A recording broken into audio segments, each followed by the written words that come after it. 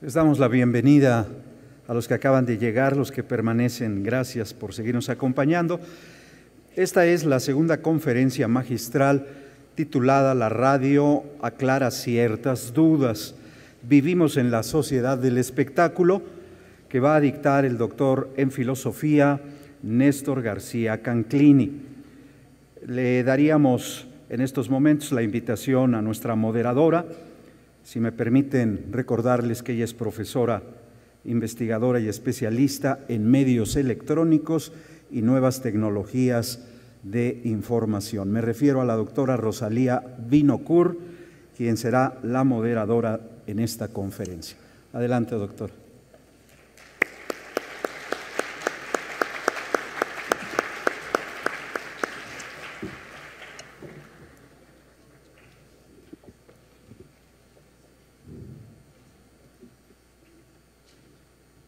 Bueno, buenas tardes a todos. Muchas gracias por estar aquí. Muchas gracias a los organizadores por la invitación y por el honor que me dieron de poder presentar a mi maestro y colega, el doctor Néstor García Canclini. Me voy a permitir, para presentarlo, hacer una presentación poco convencional, en el sentido de que no voy a leer su currículum, sino que más bien me voy a tomar 5 minutos para tratar de compartir con ustedes las razones por las que yo creo que Néstor está aquí. Néstor García Canclini no necesita presentación de su obra ni trayectoria intelectual. Cuando alguien introduce su nombre en el buscador de Yahoo, este arroja 139.000 resultados, muchos de los cuales corresponden a su currículum, a la presentación de sus libros o a decenas de notas periodísticas. Además, la mayoría de sus artículos se encuentran online y algunos de sus libros están colgados en la red. Para muchos de los que estamos aquí, la obra de Néstor fue crucial en nuestra formación. En la licenciatura nos iniciamos con las culturas populares en el capitalismo, luego continuamos en la maestría con las culturas híbridas y lo seguimos en el doctorado con consumidores y ciudadanos hasta su más reciente libro, La sociedad sin relato, antropología y estética de la inminencia. A pesar del tiempo transcurrido entre las culturas populares en el capitalismo, publicado en 1984, y su último libro, La sociedad sin relato, del 2010, ninguno de sus libros ha perdido vigencia o actualidad, porque como cualquiera puede comprobar en el mismo buscador, todos o algunos de ellos siguen siendo parte de la bibliografía de los programas de las carreras de comunicación y ciencias sociales en América Latina y también en muchas en Estados Unidos y Europa. Por eso, en lugar de leer una síntesis de su prolífico currículum, prefiero hablar de algunas de las razones que explican la presencia de Néstor en un evento como este. Néstor no es un experto en radio y estrictamente tampoco es un especialista en medios de comunicación, aunque muchos de sus textos aludan a ellos. Néstor es un teórico de la cultura contemporánea, un trashumante entre las diversas disciplinas de las ciencias sociales, un estudioso de la alteridad, un crítico de la desigualdad, un poeta de la vida cotidiana, un amante de las paradojas, un migrante entre sus propias ideas, un irreverente con las certezas teóricas y epistemológicas y un político comprometido con la democratización de los medios y un acceso más equitativo a las industrias culturales. En el sentido expuesto, hay poco que Néstor pueda decirnos sobre lo que ya sabemos acerca de la radio y la convergencia tecnológica, pero hay mucho que puede ayudar a preguntarnos sobre lo que no sabemos acerca de la compleja relación entre los diferentes, los desiguales y los desconectados, según reza uno de sus libros, o el paradójico vínculo entre los lectores, espectadores, agrego yo, radioescuchas e internautas, según se denomina otro de sus libros. No he leído su conferencia de hoy, pero conociéndolo podría adelantarme y decirles que si esperan respuestas contundentes o definiciones preclaras sobre los fenómenos y dilemas que se debaten en este encuentro acerca de la radio en la convergencia tecnológica, saldrán defraudados. Más bien estén atentos a las claves interpretativas de su discurso, para entender que no es posible dar cuenta de la omnipresencia de las tecnologías de información y comunicación en nuestras vidas y de los desafíos teóricos, metodológicos, políticos y existenciales que ellas representan, no solo para estudiarlas, sino para vivirlas, sin hacerse preguntas acerca de cómo la interacción cotidiana con estos artefactos electrónicos y digitales crean permanentemente nuevos nichos culturales de producción de significado social. ¿Y cómo abordar la indagación de esta impronta social y cultural que alteró radicalmente la naturaleza de la vida cotidiana y afectó las dimensiones más íntimas de nuestra experiencia, sin combinar, como hace Néstor, la literatura, la filosofía, la estética, la semiótica, la comunicación, el marketing y la antropología? La estrategia teórico-metodológica de Néstor para abordar estos temas raramente indica un comienzo que deba llevarnos necesariamente a algún final, sino un punto de partida para pensar, como dice en su penúltimo libro, ¿qué es un lector? ¿Qué es un espectador? ¿Qué es un radioescucha? Y desde ese punto comenzar a entrever qué puede ser un internauta, y agrega, aquí tratamos que todas las preguntas se reconozcan como indecisiones de las mismas personas. Una apertura que devuelve al texto su capacidad hermenéutica para develar los significados de la experiencia cotidiana de los sujetos con los medios impresos, electrónicos y digitales, donde la intimidad creativa del lector, la supuesta quietud del espectador y la atención flotante del radioescucha se metamorfosean en el activismo omnipotente del internauta. Los temas de reflexión de Néstor no siguen un camino lineal ni evolutivo, tampoco clausuran su sentido en la definición de sus términos. Hablan de sí mismos, pero también son una excusa para hablar de los otros. El espectador se vuelve lector por la mediación del internauta. El internauta increpa la soledad creativa del lector. El radioyente practica nuevas formas de hacer escuchar su voz a través del internauta. El lector deviene consumidor por obra del espectador. El consumidor se resiste a ser avasallado en su intimidad apelando al ciudadano, y todos ellos juntos cuestionan el monopolio de la ciencia política para conceptualizar a los ciudadanos o el de la sociología de la comunicación para hablar de los públicos consumidores o prosumidores, y abren nuevos caminos para estudiar la convergencia digital, no solo como una brecha, no solo como el espacio de disputa de los grandes conglomerados mediáticos, no solo como un espacio divergente o convergente de formatos, géneros, estéticas e ideologías dominantes o liberadoras, sino en su intangible presencia en la vida cotidiana. Gracias.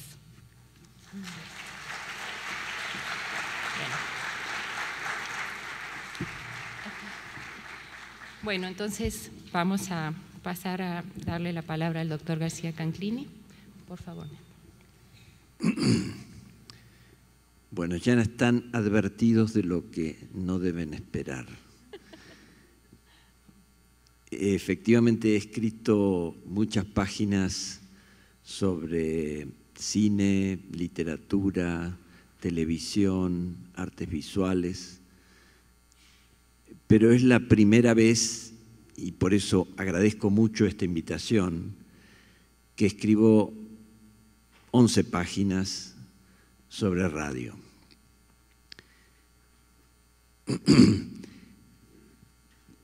Como suelo hacer cuando encaro un tema que me interesa mucho, pero me resulta poco transitado, voy a Google Académico.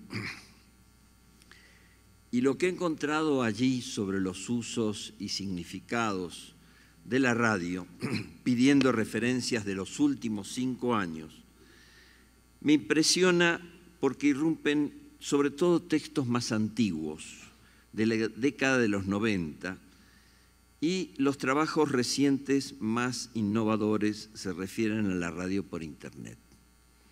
Unos pocos autores se ocupan de la desdomesticación de la radio, o sea, la pérdida de su lugar central en los hogares, reemplazada por la televisión y las computadoras.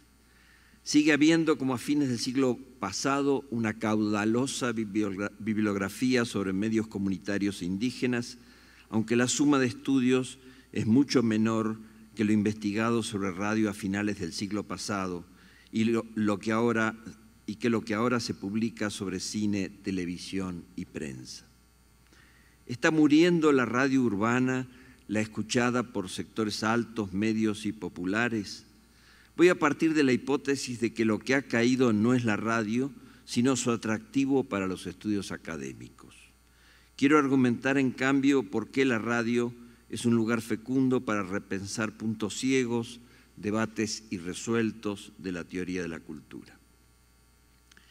Ya se ha dicho que la invención de un nuevo medio de comunicación no mata a los anteriores, pero parece necesario recordar ante cada innovación que la llegada del cine no acabó con el teatro, ni la televisión extinguió al cine, ni el video impuso el fin de las salas cinematográficas, ni los dispositivos móviles obligan a tirar las computadoras, ni las redes sociales detienen el flujo de correos electrónicos.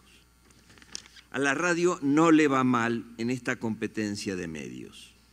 En México, la encuesta nacional de hábitos, prácticas y consumos culturales de 2010 encontró que 83.3% de los entrevistados decían que acostumbraban oír la radio. 35% lo hacen de 2 a 4 horas al día y 24% más de 4 horas. Los jóvenes de 15 a 22 años tienen los niveles más altos entre quienes la escuchan. Y no solo dan continuidad a la afición masiva de la radio. Los jóvenes encabezan experiencias innovadoras en la programación, tanto en emisoras independientes como en emprendimientos de interacción con distintos niveles sociales, desde Radio Ibero a Reactor 101. El uso prolífico y multigeneracional de la radio es uno de los hechos que desmiente su supuesta obsolescencia en las concepciones evolucionistas de la cultura. Sin embargo, así como el cine cambió después de la televisión y también la comunicación por mails a partir de las redes sociales, la pregunta es cómo convive y se resignifica la radio entre los muchos medios que informan y entretienen. Cada vez más las estaciones se nutren en esos otros medios y ellos también la utilizan. Del mismo modo que las experiencias de ser lector o espectador mutaron al leer y ver en pantalla, hay que averiguar cómo está modificándose la escucha radial y si las estaciones existentes en AM, FM e Internet están remodelando el sentido cultural de la radio. ¿En qué medida la convergencia tecnológica subsumirá los lenguajes y formatos radiales bajo la lógica digital o la radio mantendrá sus tradiciones comunicativas? Hay al menos 2 características socioculturales de la radio que la distinguen dentro de la convergencia tecnológica. Una es su arraigo preferente en el lenguaje oral y la segunda es la transportabilidad fácil o la ubicuidad en la casa, el transporte, el trabajo y otros sitios. El apartado que sigue se titula «Vivimos en la sociedad del espectáculo». La expansión televisiva, de video, sitios audiovisuales en las redes y hasta la masificación de las artes visuales que trascienden los museos ha llevado a sostener que la cultura visual triunfa sobre la cultura escrita. Esta visión alarmista del presente y el futuro de las culturas es pregonada por conservadores, críticos ilustrados y recientemente por un premio Nobel, como si temieran perder lo que han conseguido al publicar en papel.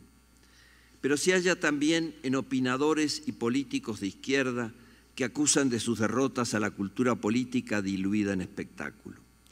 El protagonismo de las imágenes es visto como sinónimo de lo fácil, divertido y sensacionalista, lo irracional o lo que impide pensar. En rigor, la espectacularización no es el único rasgo importante en la reconfiguración de la cultura pública y cotidiana. Quizá lo que se llama espectacularización y predominio de la cultura visual forma parte de una transformación más amplia de los vínculos entre trabajo, comunicación y consumo, entre lo íntimo y lo público, entre derechos y gestión de la vida en común. Los ciudadanos perciben que las preguntas tradicionales de la ciudadanía, a dónde pertenezco y qué derechos me da, cómo puedo informarme, quién representa mis intereses, se contestan ahora más en el consumo de bienes y de los medios masivos que en las reglas abstractas de la democracia o en la participación colectiva en espacios públicos. En una época en que cada vez los partidos tienen menos militantes y los sindicatos menos afiliados, estas instituciones reducen su peso como instancias de expresión ciudadana. La política se ha desacreditado no solo por la subordinación de sus debates al espectáculo, sino por la corrupción de sus actores, la sumisión de los políticos a los poderes económicos y financieros y el anacronismo de sus agendas. Admitamos de todas maneras que la política hoy es un poco más distracción, teatro, feria y simulacro que en otras épocas. ¿Cómo trabajar entonces en el interior de estas estrategias representacionales para defender lo que en la política como drama y como interés público tiene que ver con el sentido de la convivencia en la polis? No es fácil tratar estas cuestiones. Desde la concepción ilustrada de la modernidad tiende a imaginarse que la gente vota y actúa respecto de las cuestiones públicas de acuerdo con las convicciones serias y luego de ejercer el razonamiento en los debates de ideas. De este modo se separa tajantemente la acción ciudadana de los afectos y los placeres. Junto con las críticas merecidas al populismo, los puritanos liberales y de la izquierda desaparecen el sentido festivo con que estos populismos construyen el consenso y algunos líderes su carisma.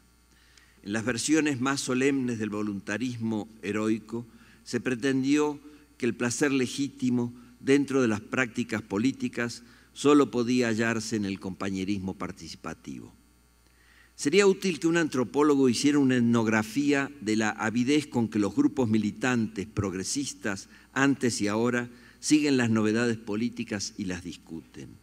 ¿No revelaría cuánto se ha espectacularizado toda la política?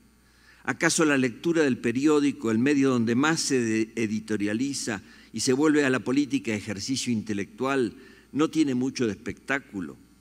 Ya lo percibía Proust a principios del siglo XX, cuando escribía sobre, cito, ese acto abominable y voluptuoso que se llama leer el diario y gracias al cual todos los cataclismos y las desdichas del universo durante las últimas 24 horas, las batallas que han costado la vida a 50.000 hombres, los crímenes, las huelgas, las bancarrotas, los incendios, los envenenamientos, los suicidios, los divorcios, las crueles emociones del hombre de Estado y del actor, transmutados para el uso personal de nosotros, que no estamos interesados en ellos, se asocian excelentemente en un regalo matinal de una forma particularmente excitante y crónica a la ingestión recomendada de algunos sorbos de café con leche.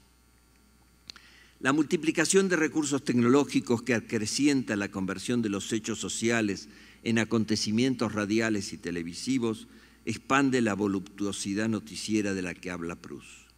No es posible por eso seguir rechazando en bloque la espectacularización audiovisual ni sostener que este modo de refigurar lo real sea necesariamente negativo. El malestar se sitúa más bien en que la subordinación de todos los medios comunicacionales a intereses privados, a criterios empresariales de lucro, cierra esos espacios para democratizar la representación y el debate razonado de lo público. Hay muy pocas excepciones, como ustedes saben.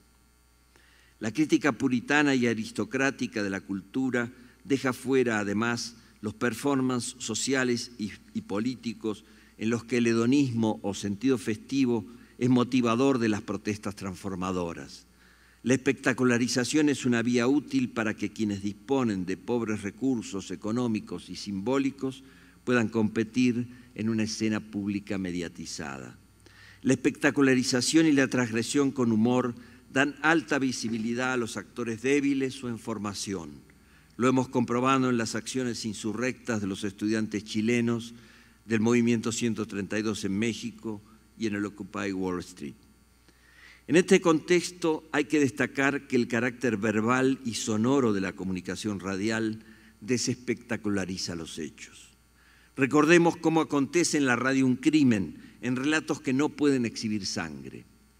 O esa proeza de la literatura oral que ocurre al emocionarnos cuando nos narran un partido de fútbol sin que podamos ver las imágenes.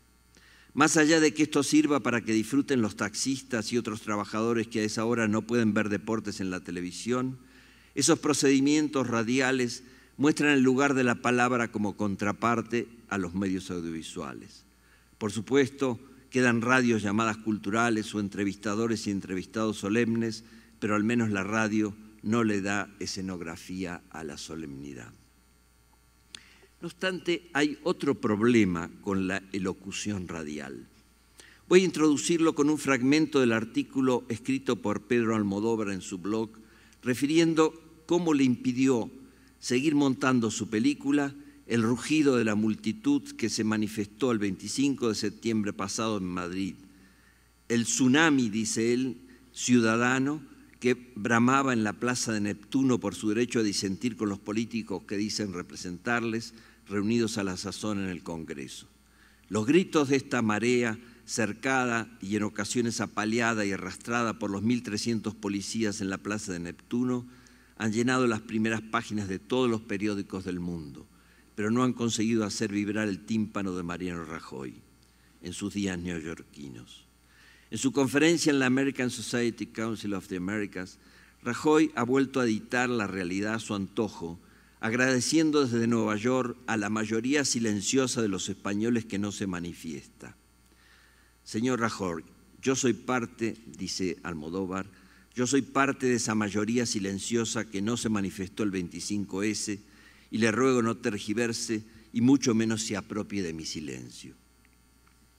Que no estuviera físicamente en Neptuno no significa que no me indigne ante las cargas policiales, la desmedida reacción de la delegada del gobierno, la manipulación por parte de la televisión estatal de las imágenes de lo ocurrido, la chulería de los agentes que se negaron a identificarse en la estación de Atocha e intimidaron a los viajeros, todo ello lejos del Congreso, mientras les prohibían a algunos fotógrafos que siguieran trabajando. Almodóvar celebra que frente a la insensibilidad del gobierno y la manipulación de imágenes de los medios oficiales, haya muchos narradores, cámaras de profesionales y también cámaras de fotos o simples teléfonos cuyas imágenes no verán la luz en televisión española, pero uno puede contemplarlos en otros medios digitales o en YouTube. Me detengo en la exigencia de Almodóvar de que Rajoy no se apropie de su silencio. Suele decirse que la democratización de la radio pasa por hacer hablar a muchas voces. Pero en estos tiempos en que la crueldad del sistema económico va junto con la ferocidad de la represión, con las desapariciones y asesinatos de disidentes, muchas víctimas económicas y sociales dudan de si conviene hablar. La radio, cuya falta de imágenes reduce la tentación de complacerse con los rostros ensangrentados en las manifestaciones reprimidas, cae a veces en el riesgo de la descripción rutinaria y las entrevistas con indignaciones ya muy escuchadas. El peligro de la radio no es la espectacularización, sino la verborrea. Su gran desafío es cómo hablar con pudor y elocuencia del silencio. Del silencio de los amedrentados, los deprimidos porque ya no saben dónde buscar trabajo, los que consumieron su rebeldía en batallas políticas traicionadas.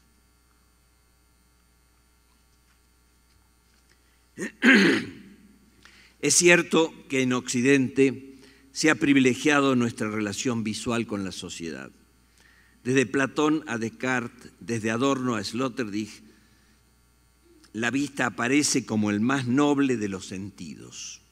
Sin embargo, algunos analistas de la radio, como Israel Márquez, se inscriben en esa línea heterogénea de pensadores que sospechan de lo que suele llamarse, con un término de pronunciación incómoda, ocularcentrismo.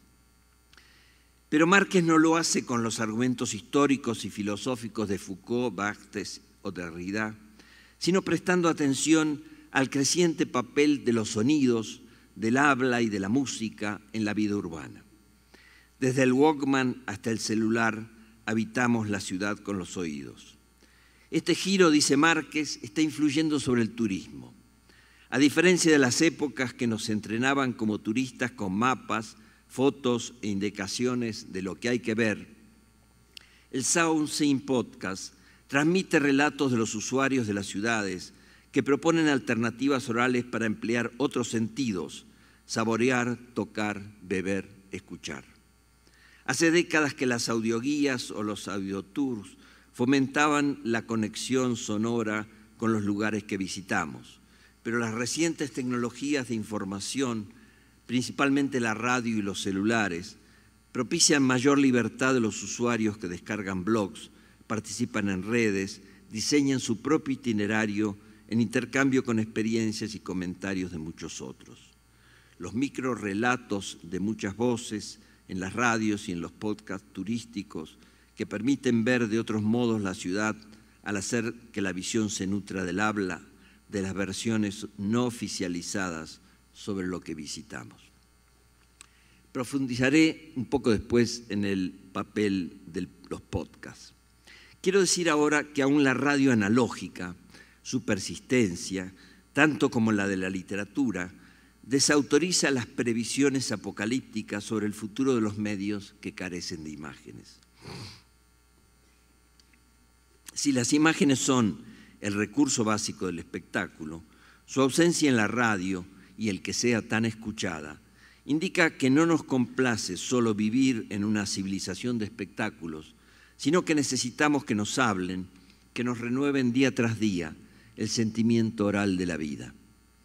En el dial encontramos muchas formas de que nos hablen, nos canten y para quienes lo prefieren que les griten, que nos acompañen con palabras mientras viajamos solos en el auto por la carretera o estamos paralizados en el tráfico urbano.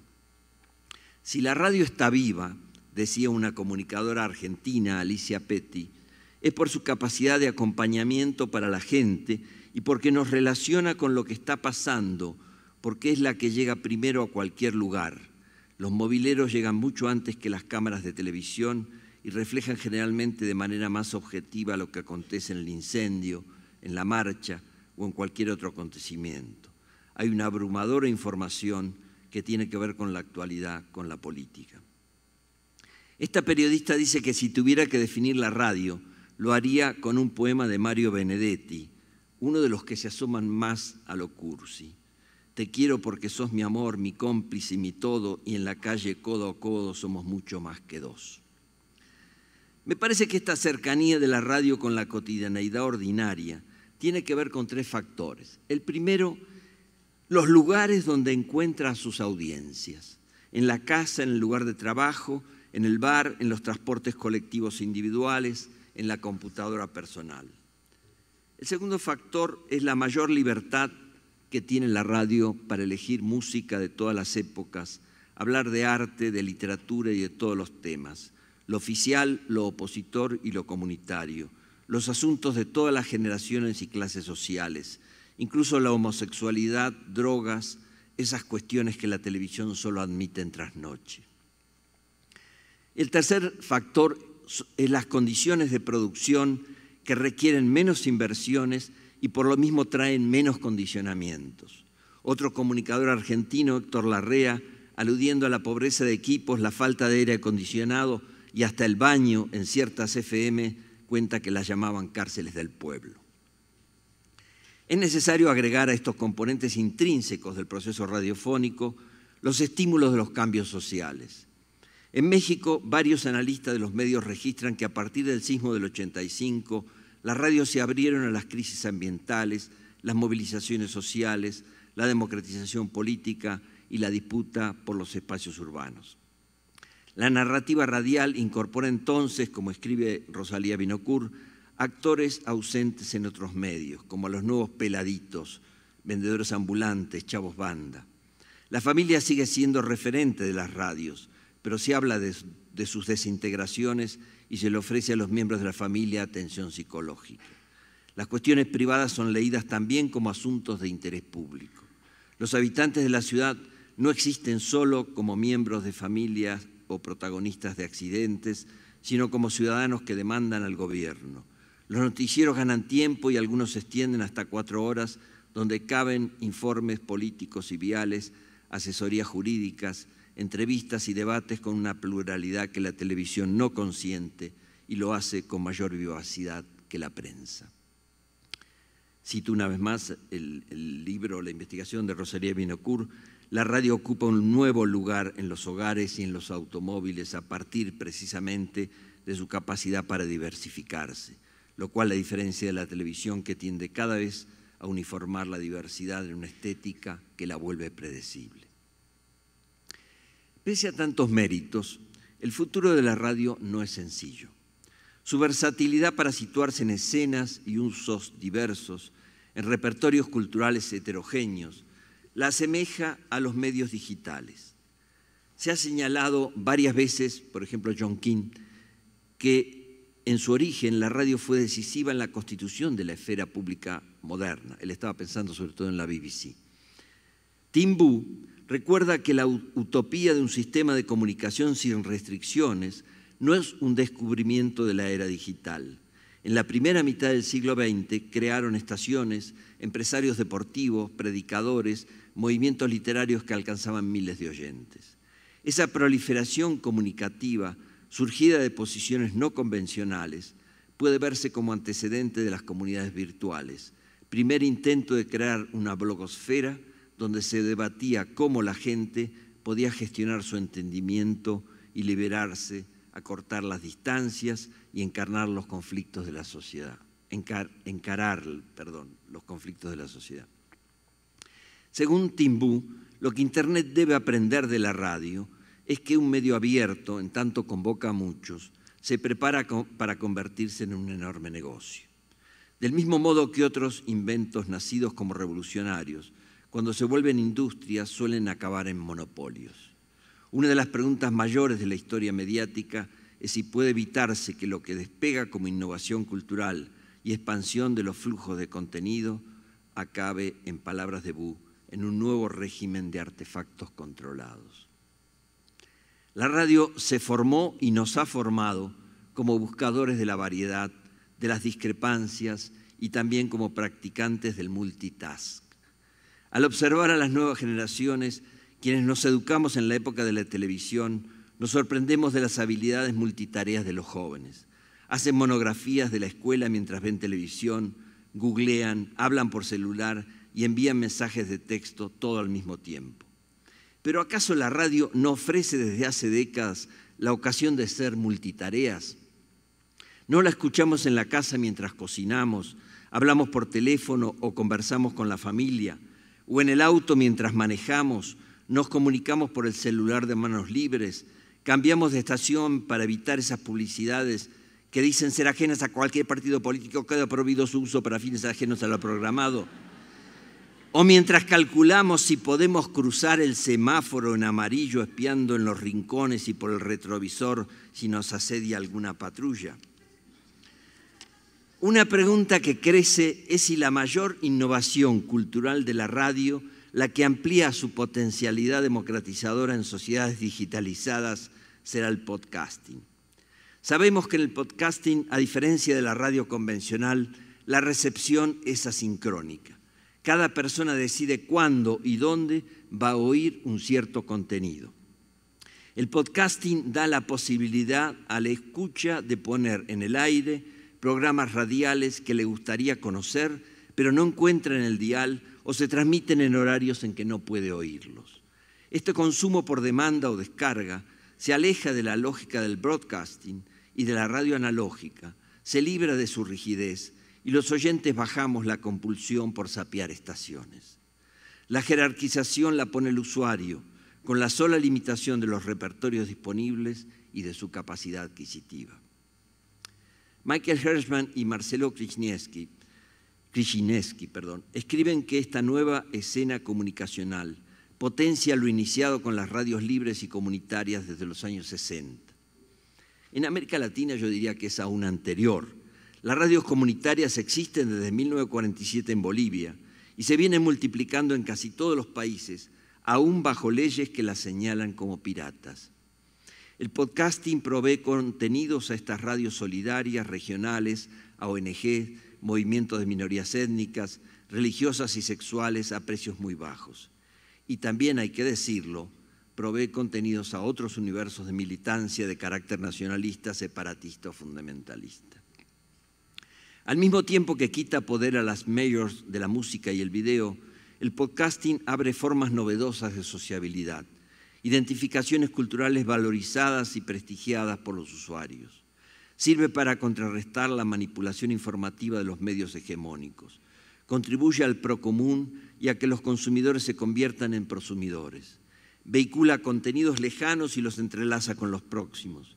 Estamos pasando, según estos autores, de una radio organizada por la lógica de la oferta, aunque sea interactiva, a una lógica de la demanda. El podcasting expande la sinergia entre la radio y otros soportes tecnológicos como las computadoras, las Palm Toys, los MPC players y los celulares. Sin embargo, no deberíamos entusiasmarnos tan rápido con estos procesos que existen y crecen, sin considerar que también las corporaciones gigantes aprovechan la convergencia tecnológica y la flexibilización que ofrece.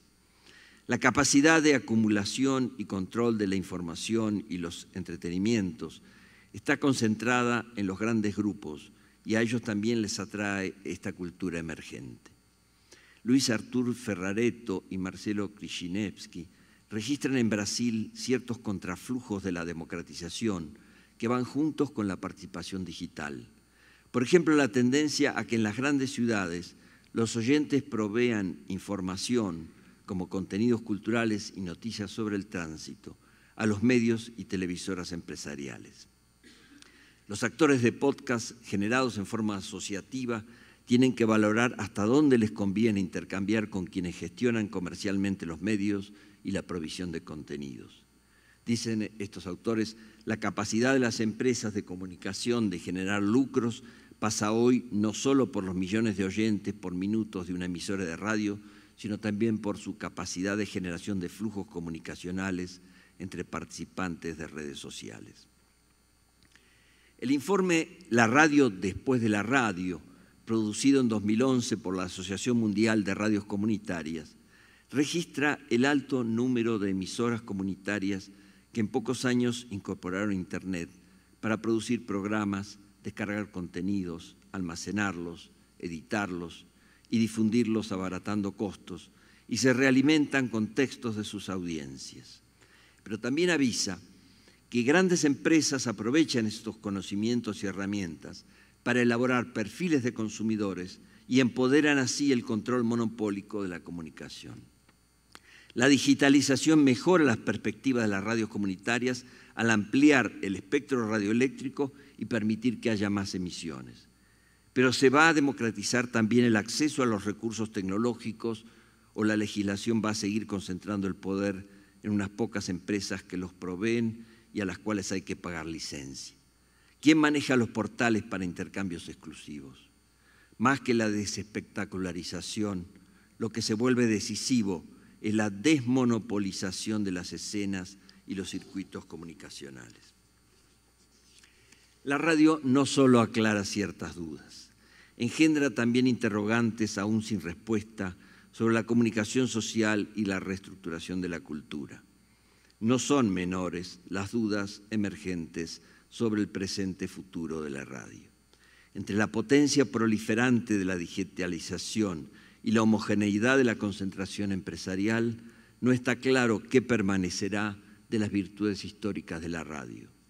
Diversidad de la oferta, flexibilidad para relacionar la actualidad con el pasado, dar micrófonos a los movimientos sociales más heterogéneos. ¿Servirá la radio digitalizada, así como la analógica contribuyó a integrar naciones para que nos malentendamos menos en esta interdependencia desconcertante de la globalización? ¿Ayudarán los podcasts a que los oyentes y espectadores nos emancipemos de las redes televisivas, las empresas de la World Music, Google y las otras redes omnívoras? Estas preguntas justificarían que investigáramos los usos actuales de la radio con tanta tenacidad como la que dedicamos a estudiar el cine, la televisión y las redes. Porque la radio no acaba de decir todo y a nosotros aún nos falta aprender a escucharla. Muchas gracias.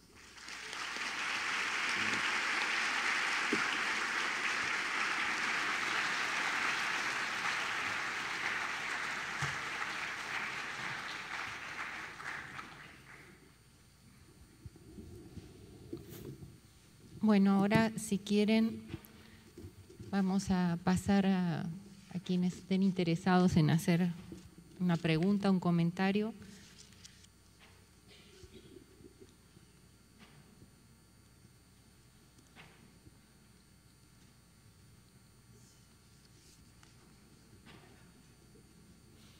¿Alguien no se anima? Yo no voy a comentar nada porque ya me tomé 6 minutos para presentar a Néstor.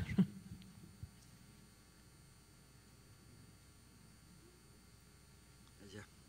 Hay dos. Okay. Hola, buenas tardes. Mi nombre es Luz y bueno, nada más es un comentario y una duda también. Bueno, hace unos días tuve la oportunidad de ir a ver una película dirigida por Woody Allen y ahorita no recuerdo el nombre, me parece que se llama Con Amor a Roma o Con Amor de Roma, algo así. Y bueno, ahí muestran perfectamente el panorama cultural, bueno, el panorama de la industria del entretenimiento a los grados que ha llegado para pues llamar la atención y en verdad ridiculiza por completo, sobre todo a Hollywood. Entonces me gustaría saber si en dado momento la radio pudiera llegar a ese extremo. Yo espero que no, porque vamos, pues sí sería caer, creo, me parece, en lo más bajo. No sé si estemos como en la antesala, porque de pronto los contenidos que se escuchan, por lo menos en la radio aquí del Distrito Federal, pues híjole, sí son algunos deplorables. Entonces pues sí me gustaría saber si vamos en ese camino o la radio está muy alejada de llegar a ese extremo. ¿Cuál es el extremo, perdón? Pues de ridiculizar a la gente, de que llegue al punto en el que de pronto las personas o vaya los radioescuchas pues se vuelvan prácticamente seres no pensantes, no cuestionen, en fin. Por allí hay otra pregunta, ¿no? ¿Alguien levantó la mano?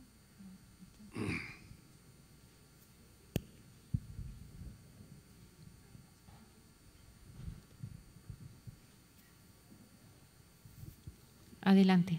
Sí, buenas tardes. Me parece algo interesante que comparas cómo se le da un punto más importante a lo visual que lo auditivo.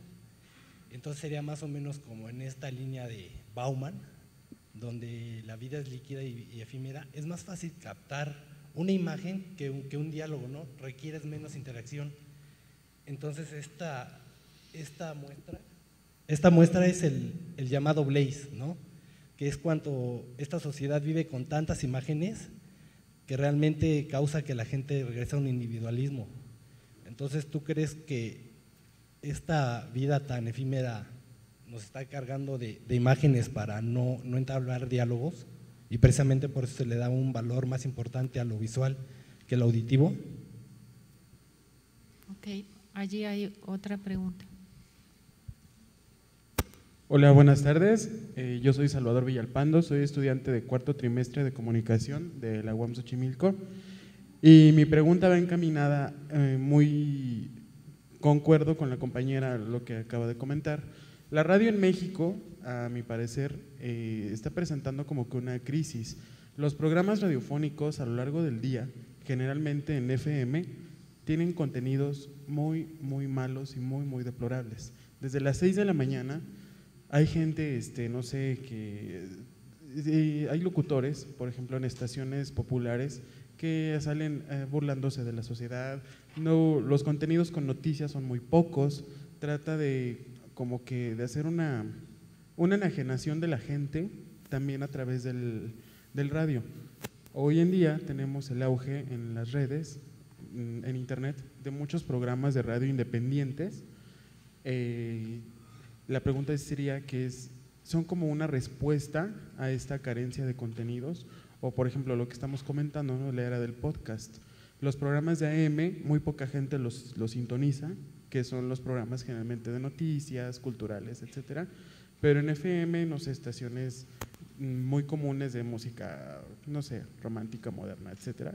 La verdad tienen contenidos muy pobres. Bueno, mientras alguien más se anima, voy a leer una pregunta que llegó que dice: ¿el auge de tantas estaciones de radio independientes por internet se debe a la carencia de contenidos en la radio mexicana? ¿Alguien más? Buenas tardes, soy Claudia Segura. ¿Dónde estás, Claudia? Bien, acá. No traje los lentes, no los veo bien. Soy periodista. Adelante. Yo quisiera contradecir a quienes me han antecedido y me gustaría más que hablara un poco más de esta espectacularización de la que habla. Yo creo todo lo contrario, que no es una crisis. Me parece que la radio está desarrollando naturalmente ese gusto por las audiencias de entretenimiento. Me parece que bien plantea el maestro Néstor Canclini que hay una circunstancia natural de quienes escuchan radio a este tipo de contenidos. Contrario a lo que los demás piensan, yo no creo que tendríamos que llegar a la radio culta todo el tiempo, ni a la radio formal todo el tiempo, sino que este divertimento tiene que ver también con un desfogue. Me preguntaría más bien sobre los usos y costumbres sociales, si va a haber una diferencia ya entrados en las redes y en las redes sociales, en internet, y si va a continuar esta especie de complicidad que sí tiene la radio con las audiencias comunes, no solo con las que tienen más cultura o conocimientos académicos. Gracias. Aquí hay otra pregunta más. De acuerdo a lo que propone Marshall McLuhan en las leyes de los medios, ¿cuál será, en su opinión, la potencialización de la radio como medio de comunicación de una estudiante o un estudiante de UAM Coajimalpa de la maestría? Dos preguntas más, si les parece. ¿Alguien más? Allá está. Ok. Buenas tardes, creo. Vengo de la Universidad Autónoma de Baja California y comentaban acerca que la radio en FM aquí en el Distrito Federal probablemente no tenga el mejor contenido. Yo creo que quizá lo dice porque es radio comercial y generalmente la radio comercial pues lo que menos le interesa es el contenido, sino vender sus espacios publicitarios. Y por acá mencionaron también que no, sobre la espectacularización, ¿no? ¿Será válido que los medios, la radio cultural, la radio universitaria o la radio educativa haga uso de la espectacularización para poder llegar a la comunidad? Porque mi parecer es que sí, vemos muchas personas interesadas en hacer radio con un contenido auténtico, a lo mejor inteligente, ¿no? Digo, ¿quién soy yo para decir que es lo inteligente? Pero, ok, entonces habemos muchas personas interesadas en eso, pero ¿cómo llegar entonces a las personas, a la comunidad, para que dejen de escuchar, ver, percibir basura? Porque hay mucha basura. Entonces, ¿cómo podemos hacerle para que los medios que están generando contenidos auténticos lleguen a esas personas que realmente lo necesitan? Porque podemos seguir generando esos contenidos, pero realmente seguimos llegando a las mismas personas, las personas que están interesados en escuchar algo diferente, algo auténtico. Entonces, ¿se vale hacer uso de la espectacularización para llegar a la gente que queremos o que realmente necesitamos llegar? Tengo aquí dos preguntas más de Maru Jiménez Camacho, de la Universidad Autónoma de la Ciudad de México. ¿Cómo se podría dar la desmonopolización a la nueva cultura emergente como lo es la radio digital para que no se pervierta como pasó con la televisión? Y la otra de Rodrigo Sánchez Juárez, de la UAM Xochimilco. ¿Qué consecuencias tiene la sincronía del podcast en la cultura mediática de un país como México, en la cual hay una naciente y cada vez mayor digitalización? Si quieren dejamos aquí para que Néstor pueda… Bueno, una más, ok, una más y luego le damos oportunidad a Néstor de responderles. Muchas gracias. Mi nombre es Desiree Hernández, del Seminario de Prácticas Comunicativas y Culturales de la UNAM. La pregunta principalmente se centra en algo que hemos discutido mucho dentro del Seminario de Cultura. Hemos trabajado mucho con los textos del maestro Panclini y hemos hablado precisamente de la necesidad de darle un enfoque. Hablamos mucho de que la generación a la que más escucha radio son las personas de 15 a 22, a las que se les da el peso, a las que se dirige la mayoría de los contenidos y obviamente la publicidad. Pero ¿qué sucede con los públicos que vienen atrás? Los públicos que van a dar perpetuidad a la radio análoga. No hay espacios realmente, salvo unas 5 o 6 horas a lo largo de la semana en toda la oferta radiofónica que tenemos dedicado hacia los niños. ¿Qué podría hacerse cuando realmente lo que determina que los niños escuchen la radio y los contenidos que escuchen pues es el capital social que tienen los padres? ¿Qué oferta nos puede dar la radio y qué alternativas podremos tener precisamente para eso y rescatarlos de esta espectacularización que se habla que se tiene en la radio actualmente? Gracias. Bueno, ahora sí la última de Oscar Nicolás de la UACM. Dice Bourdieu que los gustos son siempre distintivos. ¿Cree usted que por medio de lo que consumen musicalmente los jóvenes se puede llegar a conocerlos? Y si es importante hacer este estudio y cómo recomienda hacerlo. Esto a propósito del título de su ponencia.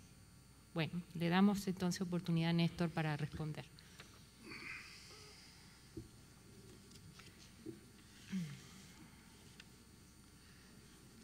Muchas gracias por el interés, la participación, y me gustaría tener respuesta para todas las preguntas. Vamos a ver qué podemos comentar. Algunas realmente son novedosas y tienen que ver con procesos muy recientes, como este de los podcasts, y creo que más bien hay que investigar antes de hacer afirmaciones ligeras o apresuradas. Buena parte de los comentarios que ustedes hicieron tienen que ver con la discusión sobre la espectacularización. Hubo una participante que hizo una diferencia significativa entre espectacularización y entretenimiento, o sea, uno podría ver una cierta continuidad entre ambos términos y podría decir que, por lo que antes habíamos argumentado, la ausencia de imágenes en la radio, hay más tendencia a incurrir en el entretenimiento que en la espectacularización. Pero también en todas estas preguntas está la preocupación por cuál es el lugar legítimo o sería el lugar legítimo del entretenimiento o del espectáculo en los medios. Una de las observaciones que me parece interesante como relación entre dos cuestiones, imágenes y diálogos, es la que preguntaba si nos cargan de imágenes para que no podamos dialogar. Todo depende del carácter que tengan tanto las imágenes como el lenguaje oral. Unos y otros pueden ser interactivos. En el arte contemporáneo sabemos bien que hay obras cerradas, obras que prescriben una interpretación y obras que dejan abierta la incertidumbre de la recepción y la posibilidad de que diferentes audiencias o públicos o espectadores interpreten en direcciones distintas. Esta me parece la cuestión central, no solo la cuestión del predominio de las imágenes o de la cultura visual sobre la letrada, sino en ambos casos cómo hacemos una elocución radial o televisiva que favorezca no únicamente la participación, sino la construcción, la elaboración de posiciones, de respuestas, de conductas no previstas por el mensaje. Desde luego estoy vinculando la radio, la televisión, todos los medios con el arte contemporáneo. Me parece que tenemos mucho para aprender ahí.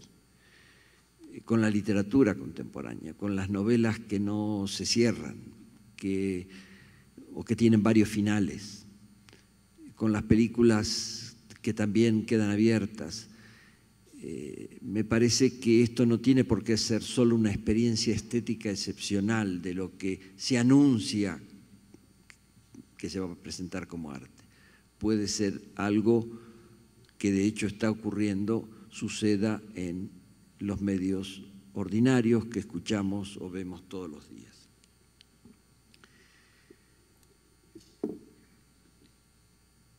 Se preguntaba también sobre la ridiculización de la gente que hace a veces, que hacen algunos programas radiales y que toman a los escuchas como seres no pensantes.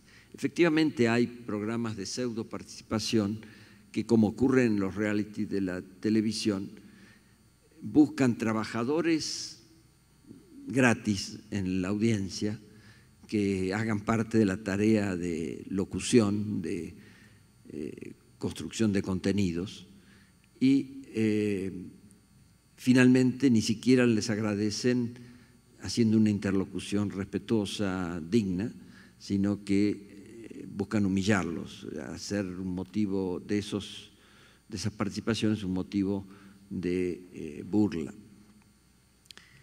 Esto también tiene que ver con la manera en que el productor de radio o los locutores consideran a los públicos y los consideran como coproductores, como prosumidores, como capaces de generar contenidos o como simples destinatarios a los cuales se puede maltratar. Varios de ustedes hablaron de la deficiente calidad de contenidos y comunicativa de radios, tanto AM como FM. Alguien mencionó lo que ocurre en los programas matutinos. No sé, mi experiencia es limitada porque tengo memorizadas unas cuantas estaciones en mi coche y es donde más escucho radio y suelo elegir esas. Entonces creo que hay esta complicidad de la cual se hablaba entre radios y espectadores, que tenemos ciertas tendencias. Quizá esto no sea demasiado distinto en la radio de lo que ocurre en otros medios, no solo en la televisión, sino en la prensa misma, que podría ser un medio más argumentado y también incurre a menudo en el simple impacto de la noticia de hoy sin darnos los antecedentes, sin permitirnos razonar lo que está sucediendo. ¿Cómo aumentar los contenidos? El podcast sin duda es un recurso valiosísimo, todavía subutilizado, y yo diría que hay muchos otros modos, notoriamente en la red, en internet, en discos publicados, por ejemplo, por las universidades, la UNAM, el Fondo de Cultura, de muy buena poesía, de lectura hecha por autores de sus textos. En fin, hay un enorme repertorio disponible de uso gratuito a menudo que las radios están utilizando muy poco. Esta dificultad de encontrar suficientes contenidos de calidad, desde luego se va a multiplicar con la ampliación del espectro. La creación de contenidos entonces se vuelve una tarea central para las carreras de comunicación, para los productores culturales, y no solo los que se ocupan de medios, sino para todos los demás que, aún no teniendo una participación constante en los medios, podríamos contribuir mucho más. Pienso en lo que ocurre con las radios universitarias en México.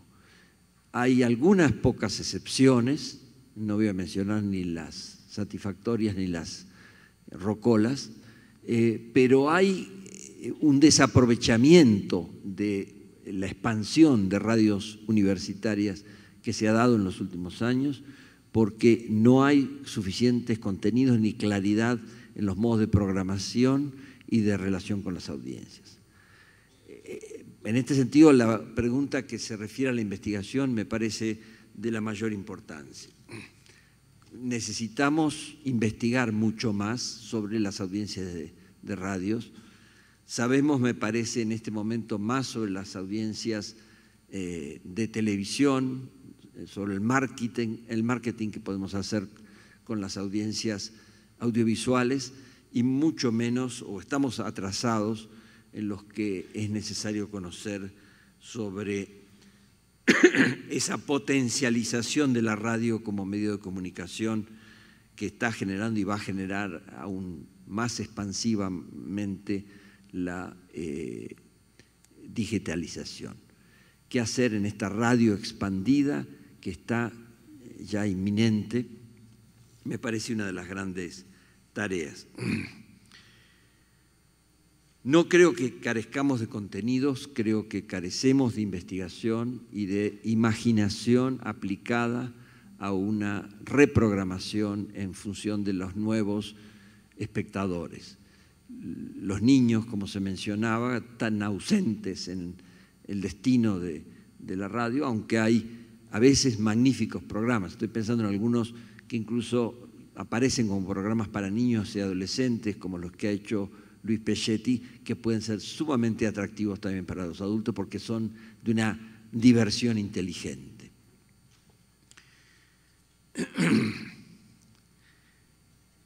Y por último, diría que la pregunta que se hizo sobre la desmonopolización, que yo colocaba como preocupación mayor que la desespectacularización respecto de la radio, tiene que ver con el debate tan vivo hoy en México sobre la elaboración de una ley de radio y televisión tan postergada, tan saboteada por casi todos los partidos políticos.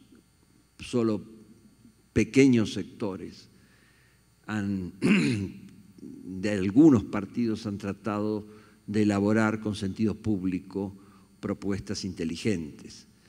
Pero creo que estamos ante una etapa poco promisoria, porque si en AMEDI y en otros organismos de la sociedad civil hemos aprendido a defendernos como televidentes, como radioescuchas, como consumidores, también las grandes empresas monopólicas han aprendido a entrometerse con la telebancada que ha instalado casi una veintena de legisladores favorables a ellos, que están entrenados para hacer una legislación que acentúe la monopolización.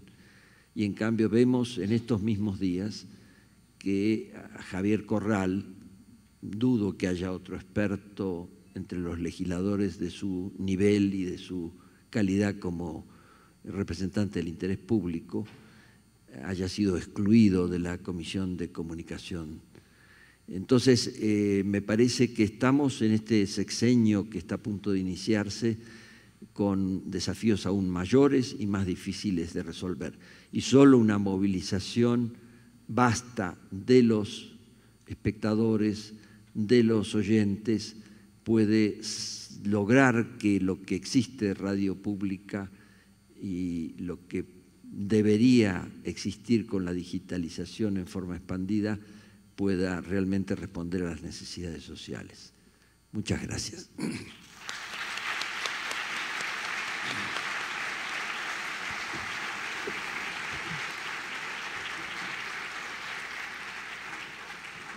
Bueno, a nombre del maestro Antonio Tenorio, director general de Radio Educación, le voy a entregar a Néstor el reconocimiento por su participación. Gracias.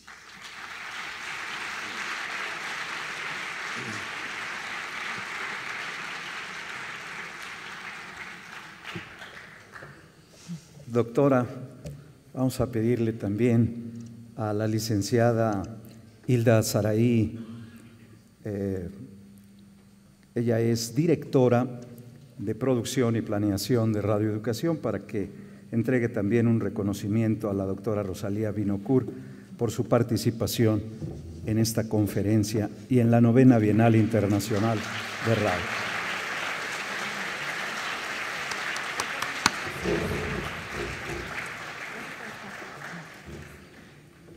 Muchísimas gracias. Y ahora sí, como final por esta ocasión, tenemos algunas invitaciones importantes. Hoy se inaugura el Coloquio Internacional Miguel Ángel Granados Chiapa, que lleva por título Legalidad, Pluralidad y Democracia en los Medios Públicos. Esto, les recordamos, es a las 17:05 de la tarde en el Aula Magna José Vasconcelos del CENAR.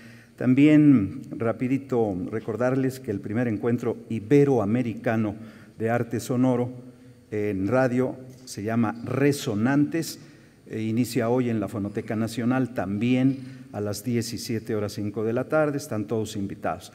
Y los esperamos mañana en punto de las 10 de la mañana. Gracias, buenas tardes. Gracias, doctora. Gracias, doctor Gracias García a todos. Canclín.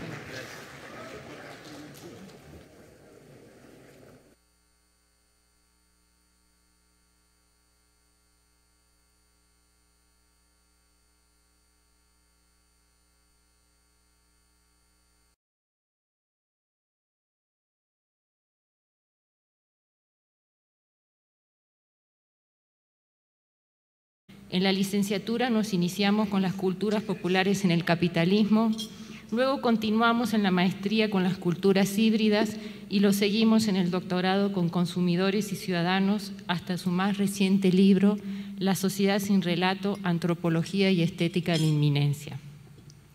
A pesar del tiempo transcurrido entre las culturas populares en el capitalismo, publicado en 1984, y su último libro, La sociedad sin relato, del 2010, ninguno de sus libros ha perdido vigencia o actualidad, porque como cualquiera puede comprobar en el mismo buscador, todos o alguno de ellos siguen siendo parte de la bibliografía de los programas de las carreras de comunicación y ciencias sociales en América Latina y también en muchas en Estados Unidos y Europa.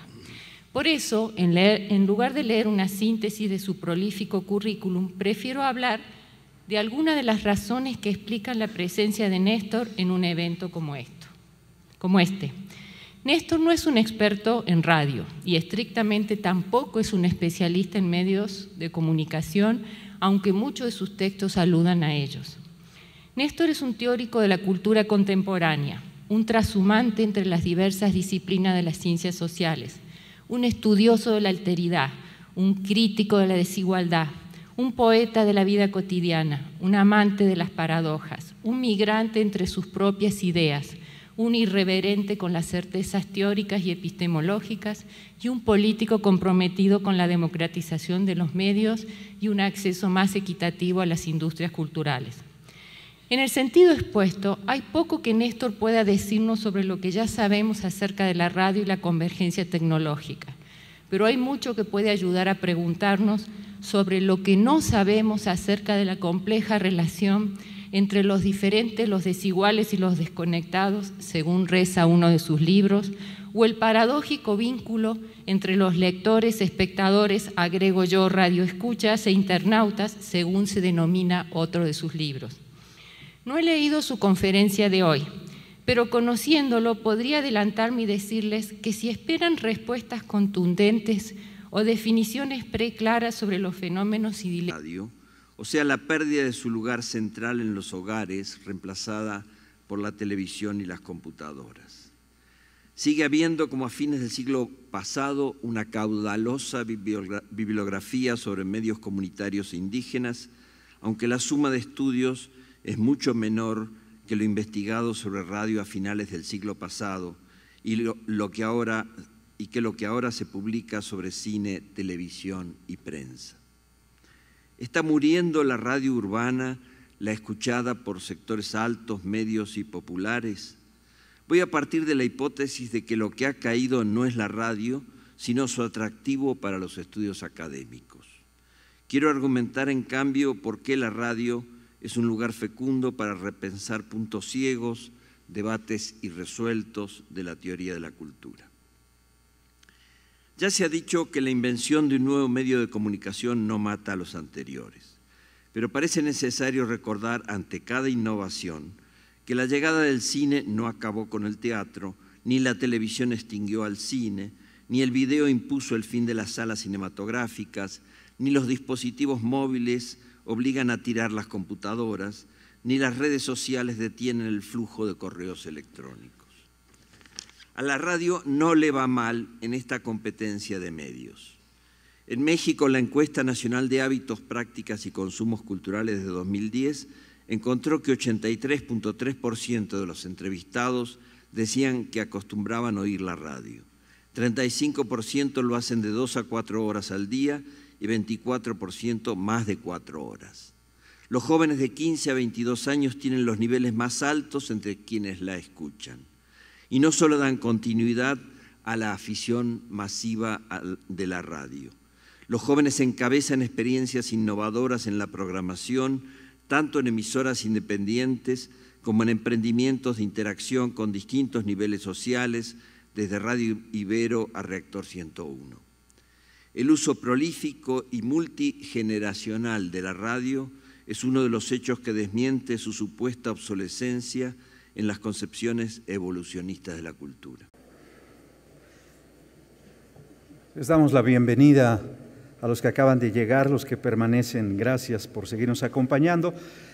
Esta es la segunda conferencia magistral titulada La radio aclara ciertas dudas.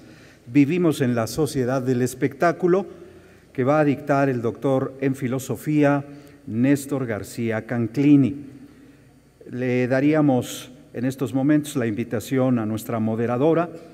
Si me permiten recordarles que ella es profesora, investigadora y especialista en medios electrónicos y nuevas tecnologías de información. Me refiero a la doctora Rosalía Vinocur, quien será la moderadora en esta conferencia. Adelante, doctora.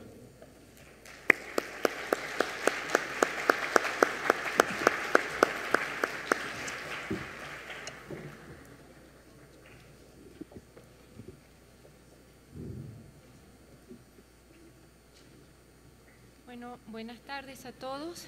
Muchas gracias por estar aquí. Muchas gracias a los organizadores por la invitación y por el honor que me dieron de poder presentar a mi maestro y colega, el doctor Néstor García Canclini. Me voy a permitir, para presentarlo, hacer una presentación poco convencional, en el sentido de que no voy a leer su currículum, sino que más bien me voy a tomar 5 minutos para tratar de compartir con ustedes las razones por las que yo creo que Néstor está aquí. Néstor García Canclini no necesita presentación de su obra ni trayectoria intelectual. Cuando alguien introduce su nombre en el buscador de Yahoo, este arroja 139.000 resultados, muchos de los cuales corresponden a su currículum, a la presentación de sus libros o a decenas de notas periodísticas. Además, la mayoría de sus artículos se encuentran online y algunos de sus libros están colgados en la red. Para muchos de los que estamos aquí, la obra de Néstor fue crucial en nuestra formación. Temas que se debaten en este encuentro acerca de la radio en la convergencia tecnológica saldrán defraudados. Más bien estén atentos a las claves interpretativas de su discurso para entender que no es posible dar cuenta de la omnipresencia de las tecnologías de información y comunicación en nuestras vidas y de los desafíos teóricos, metodológicos, políticos y existenciales que ellas representan, no solo para estudiarlas, sino para vivirlas, sin hacerse preguntas acerca de cómo la interacción cotidiana con estos artefactos electrónicos y digitales crean permanentemente nuevos nichos culturales de producción de significado social. ¿Y cómo abordar la indagación de esta impronta social y cultural que alteró radicalmente la naturaleza de la vida cotidiana y afectó las dimensiones más íntimas de nuestra experiencia, sin combinar, como hace Néstor, la literatura, la filosofía, la estética, la semiótica, la comunicación, el marketing y la antropología. La estrategia teórico-metodológica de Néstor para abordar estos temas raramente indica un comienzo que deba llevarnos necesariamente a algún final, sino un punto de partida para pensar, como dice en su penúltimo libro, ¿qué es un lector? ¿Qué es un espectador? ¿Qué es un radioescucha? Y desde ese punto comenzar a entrever qué puede ser un internauta. Y agrega, aquí tratamos que todas las preguntas se reconozcan como indecisiones de las mismas personas. Una apertura que devuelve al texto su capacidad hermenéutica para develar los significados de la experiencia cotidiana de los sujetos con los medios impresos, electrónicos y digitales, donde la intimidad creativa del lector, la supuesta quietud del espectador y la atención flotante del radioescucha se metamorfosean en el activismo omnipotente del internauta. Los temas de reflexión de Néstor no siguen un camino lineal ni evolutivo, tampoco clausuran su sentido en la definición de sus términos. Hablan de sí mismos, pero también son una excusa para hablar de los otros. El espectador se vuelve lector por la mediación del internauta. El internauta increpa la soledad creativa del lector. El radioyente practica nuevas formas de hacer escuchar su voz a través del internauta. El lector deviene consumidor por obra del espectador. El consumidor se resiste a ser avasallado en su intimidad apelando al ciudadano y todos ellos juntos cuestionan el monopolio de la ciencia política para conceptualizar a los ciudadanos o el de la sociología de la comunicación para hablar de los públicos consumidores o prosumidores y abren nuevos caminos para estudiar la convergencia digital no solo como una brecha, no solo como el espacio de disputa de los grandes conglomerados mediáticos, no solo como un espacio divergente o convergente de formatos, géneros, estéticas e ideologías dominantes o liberadoras, sino en su intangible presencia en la vida cotidiana. Gracias.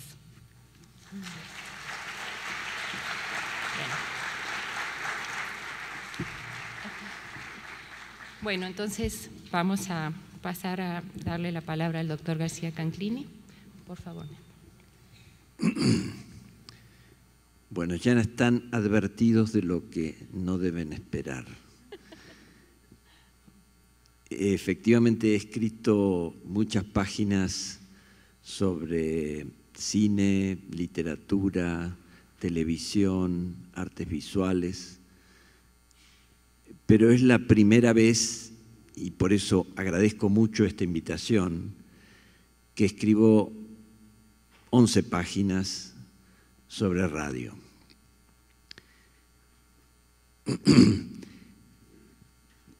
Como suelo hacer cuando encaro un tema que me interesa mucho, pero me resulta poco transitado, voy a Google académico. Y lo que he encontrado allí sobre los usos y significados de la radio, pidiendo referencias de los últimos 5 años, me impresiona porque irrumpen sobre todo textos más antiguos, de la década de los 90, y los trabajos recientes más innovadores se refieren a la radio por Internet. Unos pocos autores se ocupan de la desdomesticación de la radio.